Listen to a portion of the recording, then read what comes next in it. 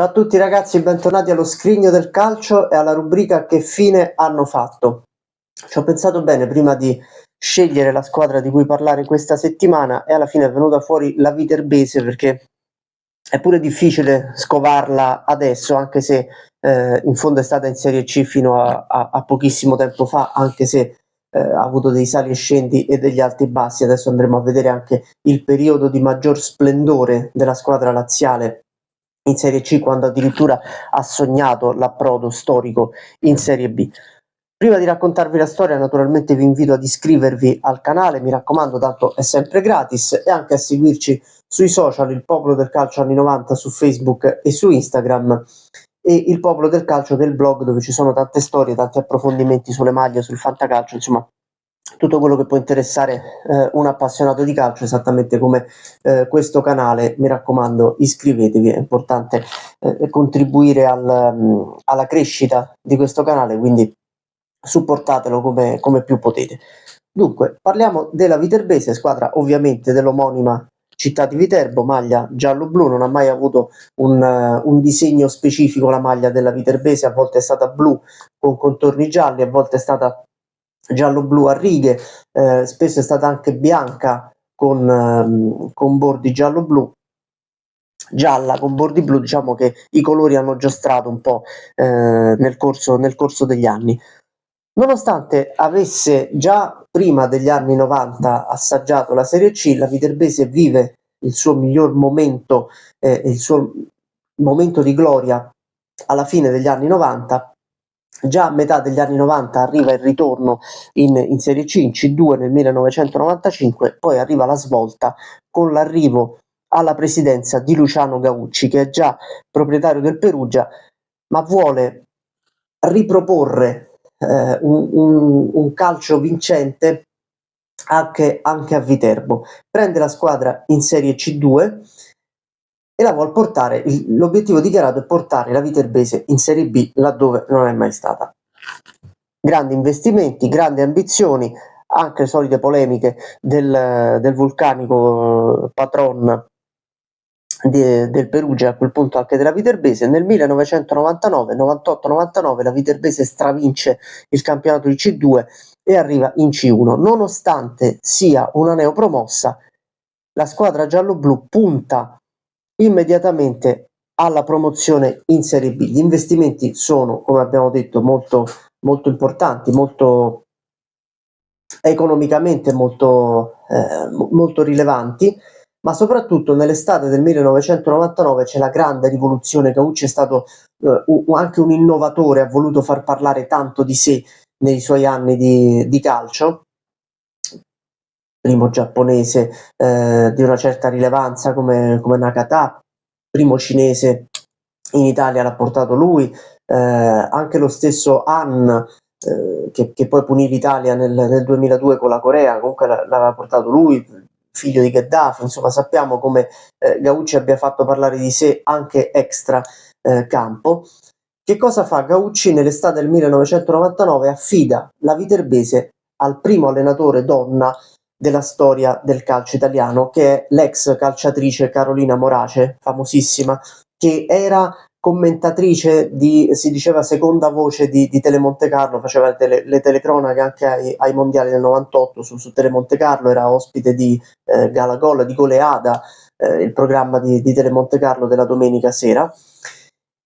E tutta l'Italia in estate parla di questo evento, intanto perché ovviamente c'è una donna a guidare una squadra maschile, quindi è molto particolare come storia, e poi perché la Viterbese ha realmente delle ambizioni importanti di promozione. Il rapporto tra Carolina Morace e Gaucci si rompe subito, dopo appena 2 giornate, nonostante la prima giornata poi la Viterbese avesse anche vinto. Il rapporto si rompe, arriva proprio la rottura, la Morace si dimette e al suo posto arriva Giorgio Roselli. Verrà esonerato anche lui, arriverà arriverà al suo posto un altro allenatore, arriverà mi pare Stringara, sì, l'ex giocatore dell'Inter, sarà sostituito anche lui poi da Viscidi. Insomma, il campionato della Viterbese con alti e bassi si chiude bene con la qualificazione dei gialloblu ai playoff. Tra l'altro io mi ricordo nel 99-2000 di aver visto allo stadio Tre Fontane dell'Eur di Roma, dove oggi gioca la squadra femminile della Roma, l'Odigiani Viterbese, e mi ricordo un giocatore che mi piacque tantissimo e che mi chiesi come facesse a giocare in Serie C, che era Fabio Liverani, che aveva un tocco di palla veramente sontuoso, sembrava davvero uno spreco che giocasse in Serie C. E mi ricordo anche il centravanti Turchi, che era un argentino con i capelli lunghi, che segnava tantissimo. E alla fine la Viterbese si qualifica per i playoff, ma li perde in semifinale contro l'Ascoli, che andrà poi a giocarsi la Serie B nel derby marchigiano contro l'Ancona. Io ve l'ho raccontato, il derby finale playoff, andate a recuperare il video se non l'avete visto. Finale incredibile, giocata a Perugia, risolta proprio alla fine dei tempi supplementari. Dopodiché Gaucci lascia la presidenza della Viterbese, probabilmente non si è mai realmente amalgamato con la città, forse un ambiente piccolo, un ambiente che non aveva mai assaporato il grande calcio. Gaucci voleva fare un altro tipo di percorso, non ci riesce, lascia la guida della Viterbese e inevitabilmente c'è un ridimensionamento delle ambizioni e della voglia di salire della squadra laziale, che comunque nella stagione 2003-2004 riesce a tornare ai playoff per la Serie B e fa addirittura meglio di quella del 99-2000. In panchina c'è Guido Carboni. La Viterbese arriva a giocarsi i playoff, elimina in semifinale la Cireale e arriva a giocarsi la finale da sfavorita contro il Crotone, che è una corazzata, una squadra attrezzata per arrivare in Serie B. Perde la doppia finale contro il Crotone, non poteva fare onestamente di più la squadra di Viterbo, ma è comunque il miglior risultato della storia del calcio a Viterbo, soprattutto come piazzamento e come possibilità di emergere.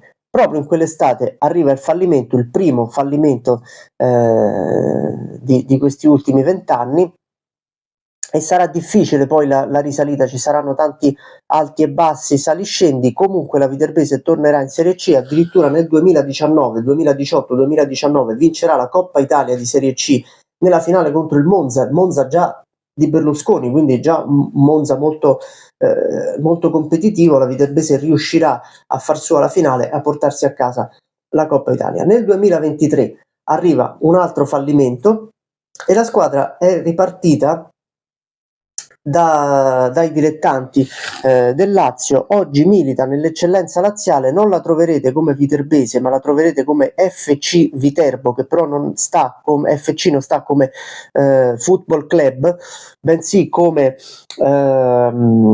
Foul Cimini Viterbo. In realtà, se andate su Facebook e scrivete così, è un po' complicato trovarla, se scrivete Viterbese esce Viterbese Leoni Giallo-Blu, ed è la pagina ufficiale dove ci sono i risultati della Viterbese, la squadra che ha preso l'eredità di quella che un tempo si giocò anche la Serie C, la Serie B. È una storia un po' contorta negli ultimi anni, perché ci sono state tante difficoltà, tante ripartenze, tanti cambi di nome, da Viterbo a Viterbese Castrense, poi è tornata a Viterbese, adesso ha questa denominazione derivante da una fusione ovviamente con un'altra società, tant'è che la sede ufficiale della società non è neanche a Viterbo, credo sia a Vignanello, che è comunque vicino Viterbo, però poi arriverà magari con un salto di categoria il ritorno alla vera denominazione. E questa è la storia della Viterbese, una squadra che negli anni 90 è stata molto molto sui giornali, anche per vicende extracalcistiche o comunque non propriamente calcistiche. Ci aveva provato Gaucci, ci hanno riprovato le proprietà successive, fatto sta che oggi la Viterbese prova in tutti i modi quantomeno a riconquistare la Serie D, poi chissà se un giorno la rivedremo anche tra i professionisti in quella Serie C dove ha comunque militato tanto, dove ci sono stati tanti giocatori, primo, ve l'ho già detto, Fabio Liverani, a giocarvi. Stadio della Viterbese, lo stadio Rocchi come calciatore che ha militato nella Lazio, non dedicato a lui ovviamente lo stadio, un omonimo. Detto questo, vi rinnovo l'invito ad iscrivervi al canale, seguirci sui social, c'è tutto nella descrizione del canale e noi ci vediamo domani. Avanti tutta!